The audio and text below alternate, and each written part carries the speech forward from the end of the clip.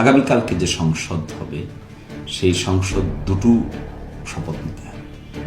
একটি নিতে হবে সংবিধান সংস্কার পরিষদের শপথ, আরেকটি নিতে হবে জাতীয় সংসদের শপথ। তার মানে কি, এই নির্বাচনের পরে গঠিত হচ্ছে দুইটা সভা, একটা সভা না। তারা অস্বীকার করতে চায় যে কালকে শপথ নিবে না, যদি অস্বীকার করতে চায় তো করুক, শপথ যদি না নিতে চাইতে না নিক। এই জুলাই সনদ বাস্তবায়ন আদেশ ছাড়া এই নির্বাচনের কি বৈধতা আছে? এখন যে নির্বাচন অনুষ্ঠিত হলো, যে নির্বাচনের পরে দলগুলো মেজরিটি মাইনরিটি হলো, কোথায় ভিত্তি আছে? সংবিধানে কোথায় বলা ছিল যে এখন নির্বাচন হবে?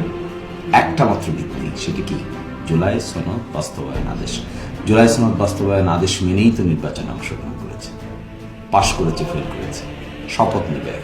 এখন যদি বলে আমি অমুক অমুকটা মানি, অমুক অমুকটা মানি না, তাহলে নির্বাচনই তো প্রশ্নবিদ্ধ হবে, শপথে প্রশ্নবিদ্ধ হবে, সরকার গঠনও প্রশ্নবিদ্ধ হবে, সবই উইল বি লিগালি চ্যালেঞ্জ। আমি মনে করি যদি বিএনপির লোকদের মধ্যে সত্যিকার অর্থে ফরসাইটনেস থাকে, দূরদর্শিতা থাকে, তাহলে এই সমস্ত ব্যাপারে কোনোটাকে হাত দেবে না।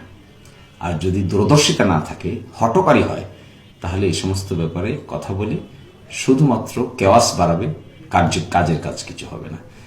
বিগত কয়েকদিনের বিএনপির অ্যাটিচিউড দেখে আমার কাছে মনে হয় তারা কনস্ট্রাকটিভ গভর্নমেন্ট গঠন করার চেষ্টা করবে, ডেলিভারি দেওয়ার চেষ্টা করবে, কথার চাইতে কাজের দিকে বেশি গুরুত্ব দিবে, হাম্বল হবে, বিনয়ী হবে।